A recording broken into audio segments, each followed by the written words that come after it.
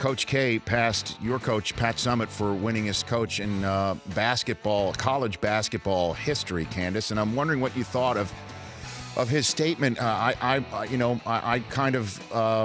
I appreciated that he basically said that Pat would have won more if she didn't get sick, and that was his first 2 cents. I'm wondering what you thought when you heard that statistic being mentioned.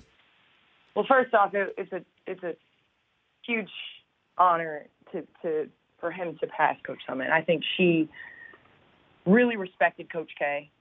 Everything that she spoke of him, was with tremendous respect and high regard. And, he obviously is one of the best basketball coaches there ever will be.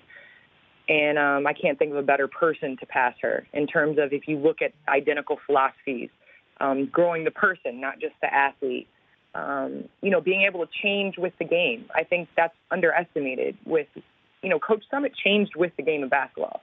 She was old school, and she was able to kind of come into the new school of basketball, and I think that's what made her successful, and it's the same with Coach K. So I think, along the wins, of course, that's a measure of greatness, but I think just the amount of respect that she had, there's not a better person that could have passed her. So how was she hard on you? How'd she coach you? She was really hard on me. It was tough love, but it was definitely love, and I knew it was coming from a great place. And, on the court, extremely hard, pushed me, wanted me to be the best, set goals, set challenges, didn't let me coast. But off the court, what I remember is, her jalapeno corn, her homemade ice cream. I remember all that stuff because she cooked for us all the time. So I just think the reason why, another reason is just in terms of the way that she was a mother, to her son. And I think that that's kind of had a huge influence on the way that I parent my child. So then how do you parent your child? I mean, when it comes, how did she coach you on that front?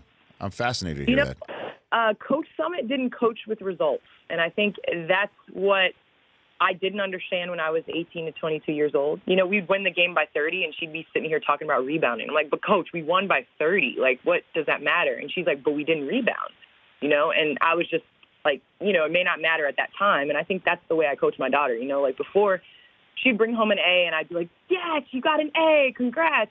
But she didn't study. She didn't study for that A. So now I celebrate her preparation for it. Regardless of whether she gets a bad grade or a great grade, you celebrate the preparation and how much time you put into preparing and how much time you put into your craft. So was Coach Summitt a better coach or cook or chef?